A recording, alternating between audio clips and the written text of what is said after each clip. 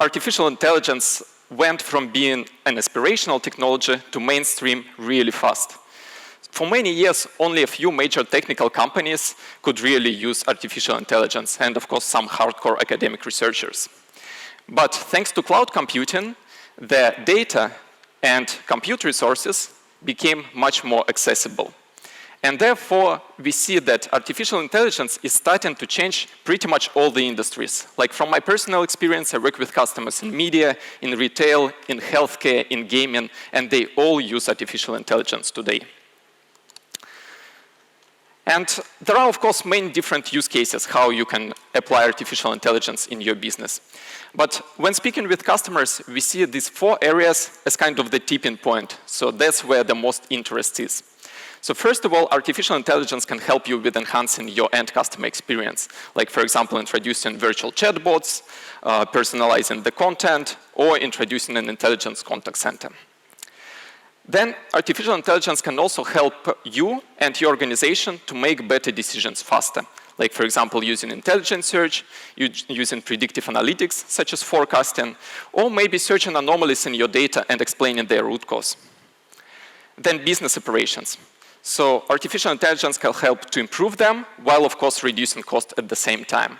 And again, a couple of examples here is intelligence document processing, some sophisticated demand planning, or for example, for factories and production industries, there is predictive maintenance, visual control, quality control. So all of this is now done by artificial intelligence. And of course, even in non-production cases, you can apply it, like for example, in your software development lifecycle. So you can apply artificial intelligence both for development and for DevOps.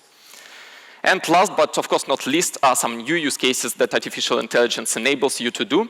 So basically, you can create new products, new services, or even new business models that are powered by artificial intelligence.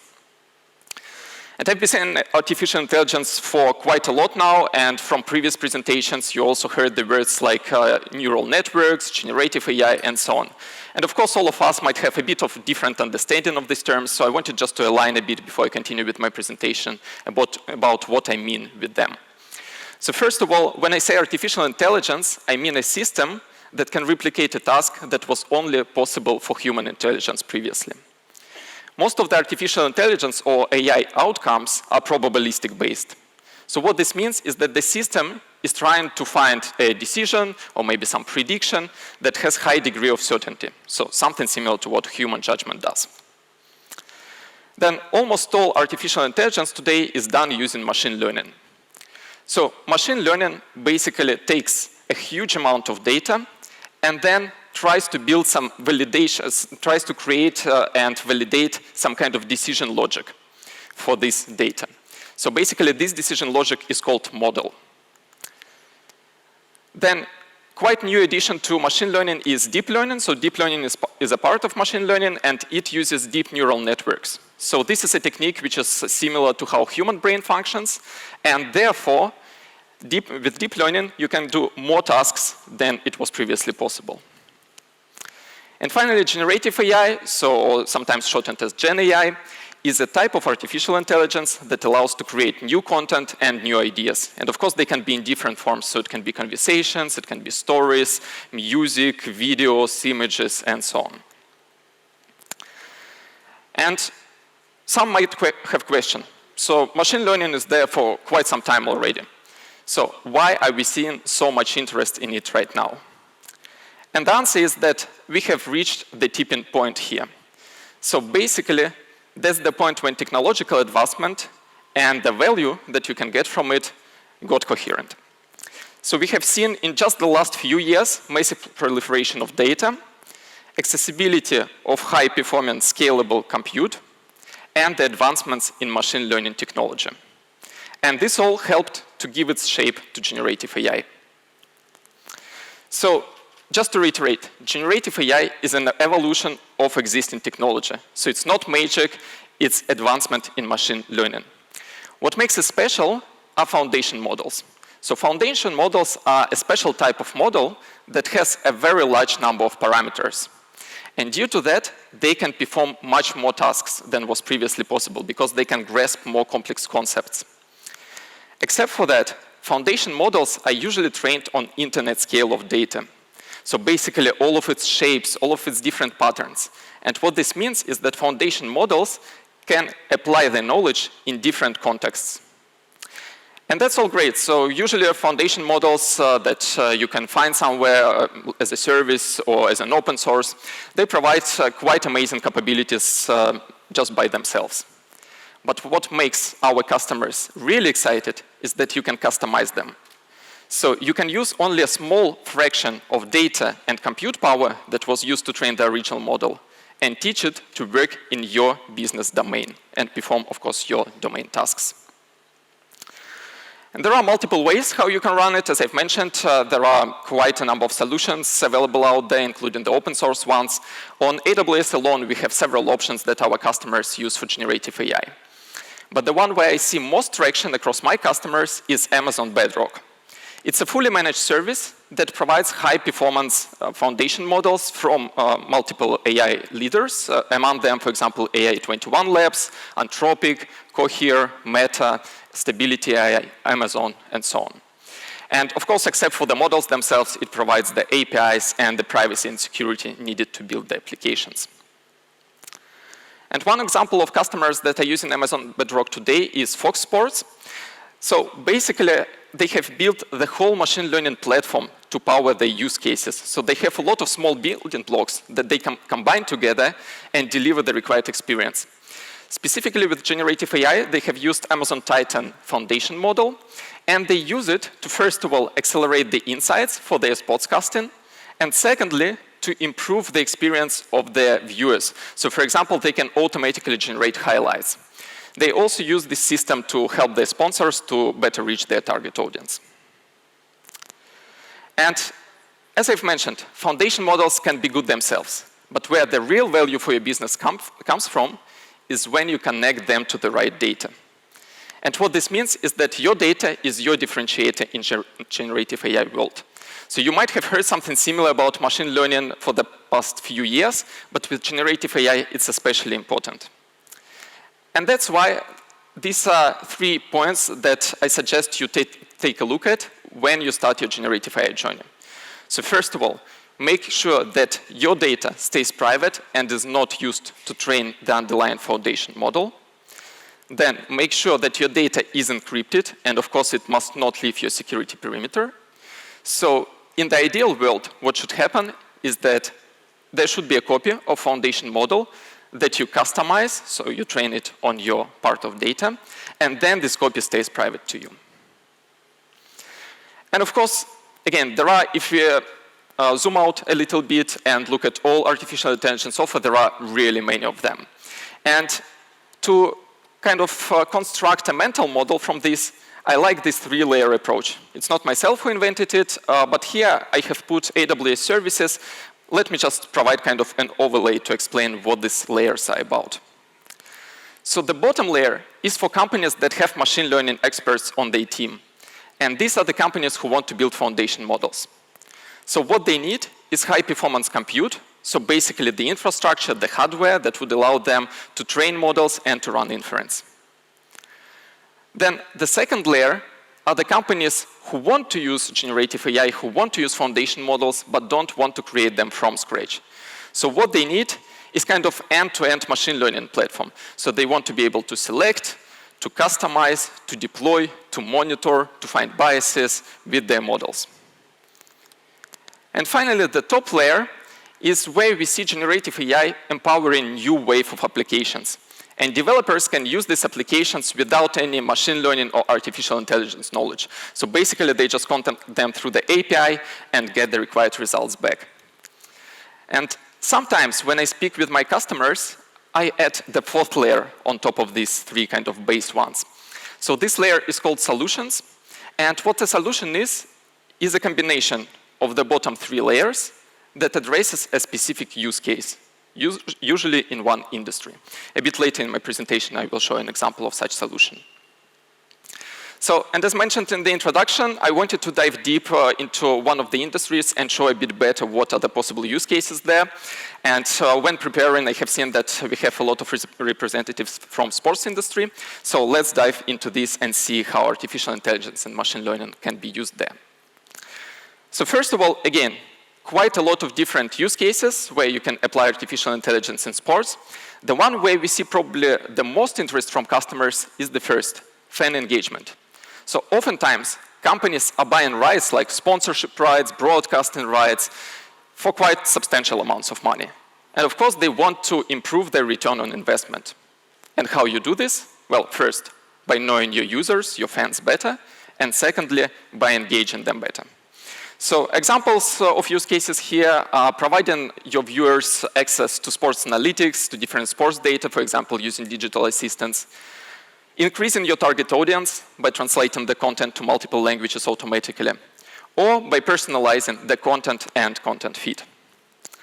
Then, of course, individual athletes and teams are using machine learning and artificial intelligence to improve their performance. There are related digital commerce offers that can get value from machine learning. Smart venues, like, for example, augmented experience for viewers or better targeting for sponsors. Of course, like the generic AI use cases apply to sports as well, like, for example, empowering your IT teams or your analytics teams. And finally, the last part where we see interest across sports customers in AI is media part. So basically generating and enhancing the content. And here I wanted to show a quick 2-minute demo. I have pre-recorded it just for the time's sake. So what will happen in this demo, it's really simple. So there are two imaginary teams playing football, or as they call it in US, soccer. And there will be some telemetry coming from this match.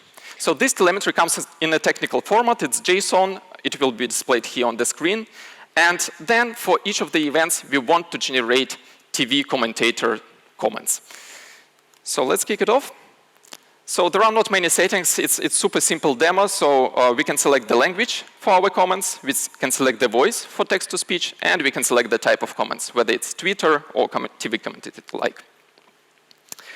So I've left all the settings as default and changed it to be TV commentator. I didn't remove any events from my football match. And I've started the simulation. So now the events will start coming in. As football match lasts quite a long time and I only have 25-minute slot, I've sped it up a bit. And unfortunately, I didn't wait enough, so I didn't get any goals here. But still, you can see quite some events like fouls, offsides, and so on. So, and basically in the bottom you can see the table, but underlying this table are JSON objects, so you can see that it has different structures, so some of the fields are not present for all the events. Now if we switch to the second tab, this is the result of the generative AI. I will zoom in a bit, but you don't really need to read all of this text, so this is just an example of what was generated from just one JSON with telemetry. And again, here I have used a very simple demo, so for each event I was passing it to generative AI and asking to generate a comment for me. Of course, in real life, you would probably want to build something more sophisticated. Like, for example, I've mentioned that generative AI can do summarization use cases, so that's what you can do here, so maybe if nothing happens. And we're off. The opening minute sees an early foul called against Thunder FC's Diego Weber. You can feel the intensity already as both teams come out strong. The fans are on their feet. So this is just, again, example how you can combine services, so generative AI and text-to-speech. Again, in real life, you would probably want to increase the speed a bit and make it more cheerful, like a real commentator. But anyways. So then the next thing I have done is I have changed the style of the comments to Twitter and have typed language as Bulgarian myself. So, and this is where the power of generative AI kicks in. Because this application didn't know anything about Bulgarian. The model itself wasn't specifically trained for it, even though, of course, it has the internet scale data. That's why it consumed Bulgarian content. But it started generating comments. So basically, that's where you should look to apply generative AI. So some use cases where you can really personalize for each of your users. And as I've mentioned in the beginning of my presentation, artificial intelligence today is mainstream. It's no longer just for hardcore enthusiasts. And we have hundreds of thousands of customers that are using machine learning in production today. So hopefully you would see a couple of familiar logos here. And as I promised, let's dive deeper into the sports industry and speak about some use cases there. So first, I wanted to start with German Bundesliga. And they have multiple uses for artificial intelligence. The one that I've decided to put on this slide is about the content engine.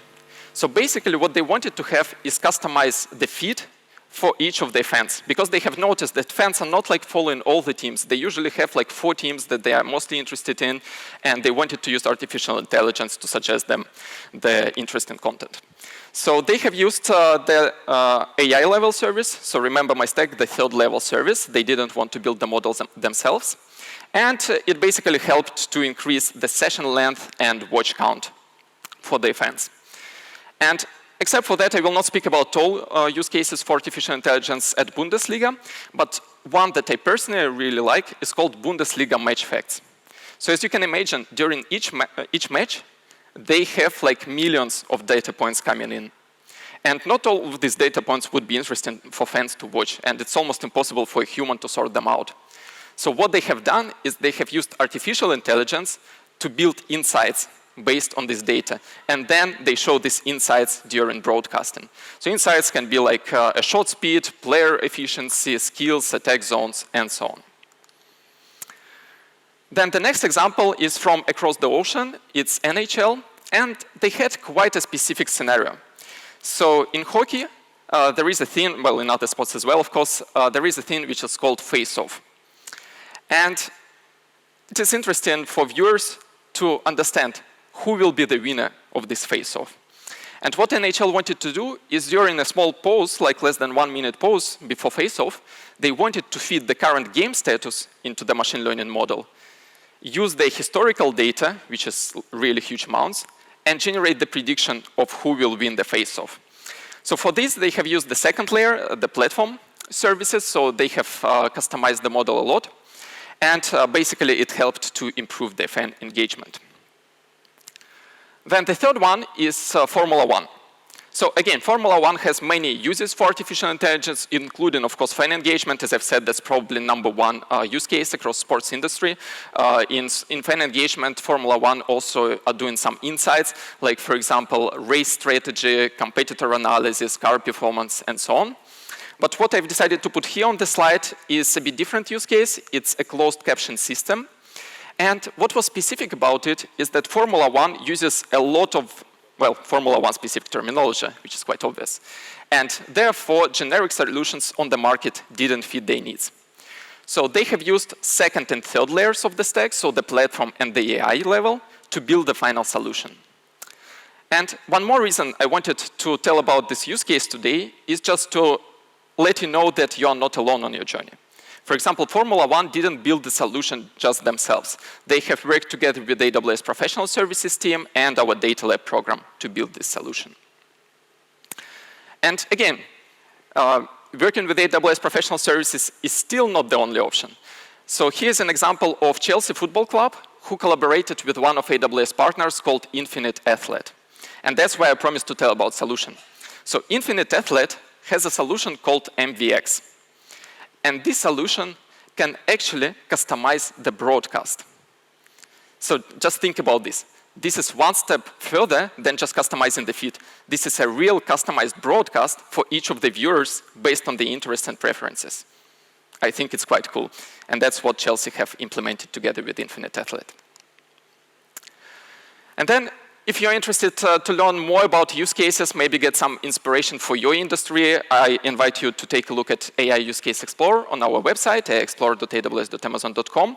So that's where you can select the industry, you can select the business outcome that you are searching for, business function where you want to apply artificial intelligence, and then find some use cases, some success stories, and some ready-to-deploy solutions. And finally, to close my presentation, if you're interested in generative AI, if you want to start your journey, here are a couple of things I would recommend. So first of all, think about the use cases that might be a good fit for your business. Think about how artificial intelligence fits into your roadmap and strategy, and based on that, assign the use cases to different ways to implement them. Like you can build yourself from scratch, you can use some combination of cloud services, or you can buy a ready-to-use solution and get the value from it by applying it to your data. Thank you for your attention.